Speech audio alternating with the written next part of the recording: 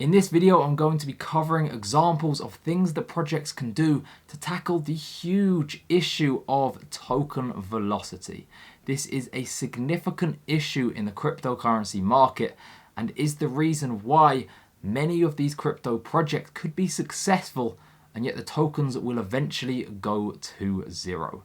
This video is going to be the practical explanation where we'll cover some examples. This follows on from the beginner and the advanced explanations.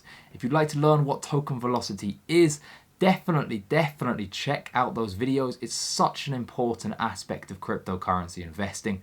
The links will be in the description, and if I've remembered, they're going to be in the top right as well. If you've already watched those videos, you've probably been waiting for this one, where we'll be talking about the specifics of what projects can and should do to address this issue. As always, I have to begin with a disclaimer, which to let you guys know, nothing in this video is financial advice. This is simply my personal opinion, and these videos are made for entertainment purposes only. I'm going to flash up the entire disclaimer now. Please pause the video and read it in full.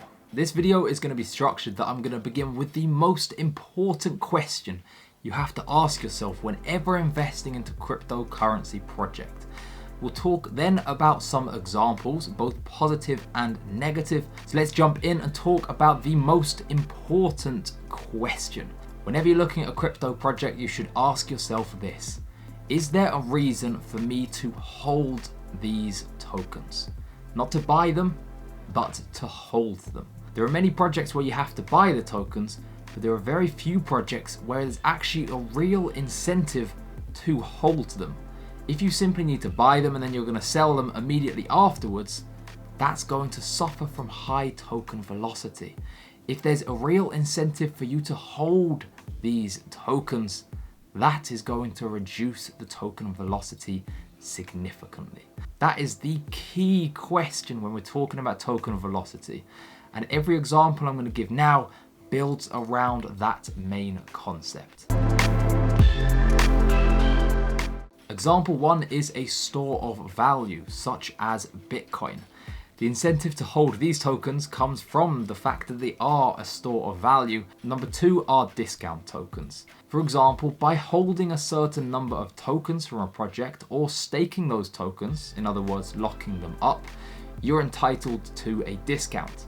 There's your incentive to buy and hold those tokens, because each time you use their service, you get a cheaper price. That's a significant reason to buy and hold the tokens. Number 3 is staking. Staking involves locking up your tokens, and when these tokens are locked up, they obviously can't flow very quickly through the system. That's going to reduce the token velocity. Number 4 is profit sharing.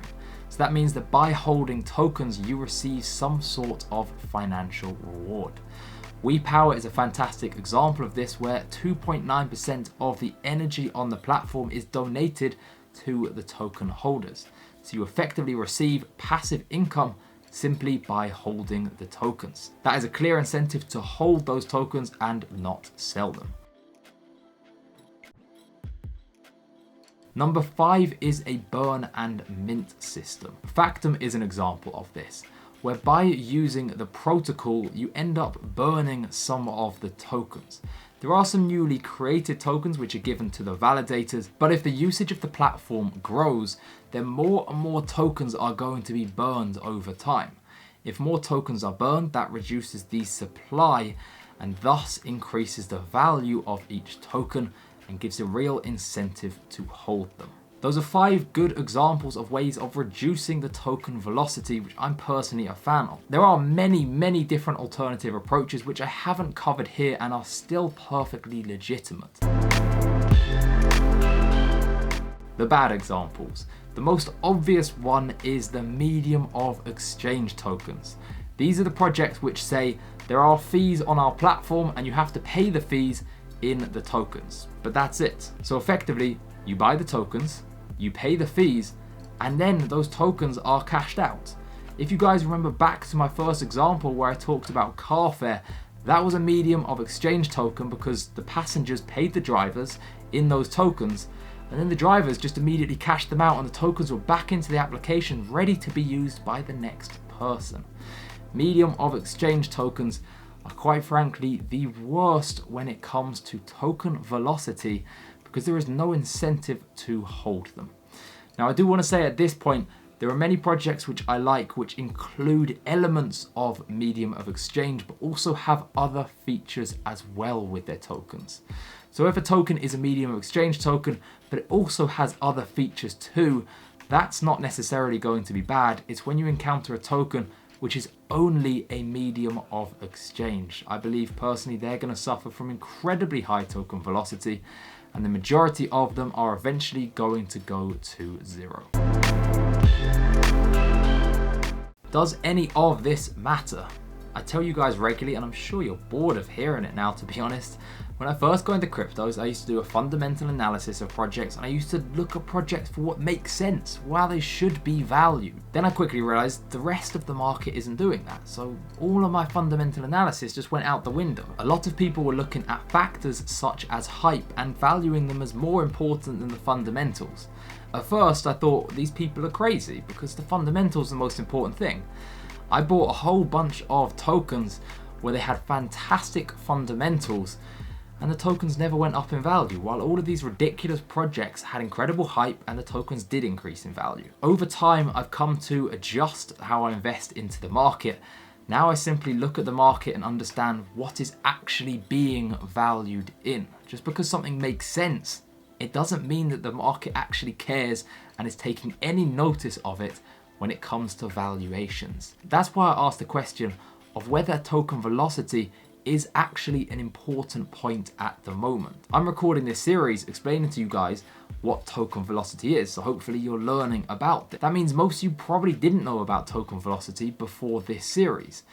If you guys didn't know about token velocity, the majority of the market probably doesn't at this current point in time. Right now, most people in the market don't know about the issue of token velocity, and if they don't know about it, they're clearly not going to be factoring it in to which projects they buy. Currently, I therefore believe token velocity should be factored in when valuing cryptocurrencies, but the truth is, I don't really think it is, hence why it doesn't really affect my investing decisions at the moment. However, it is going to in the future.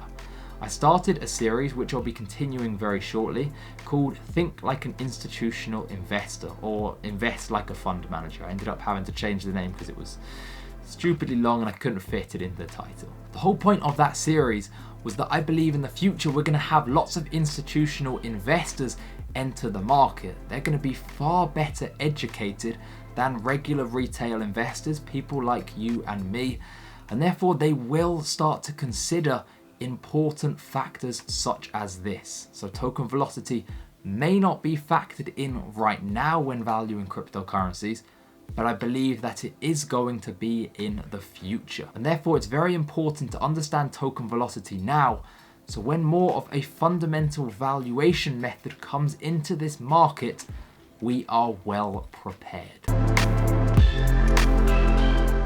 So to conclude, token velocity is an incredibly important factor which the market is currently overlooking. That won't always be the case though, which is why we have to be well prepared and try and be one step ahead of the market. In a way, you could consider this video as part of the Invest Like a Fund Manager or Think Like an Institutional Investor series. I've only labeled it differently because I wanted this topic to stand out because it's so important.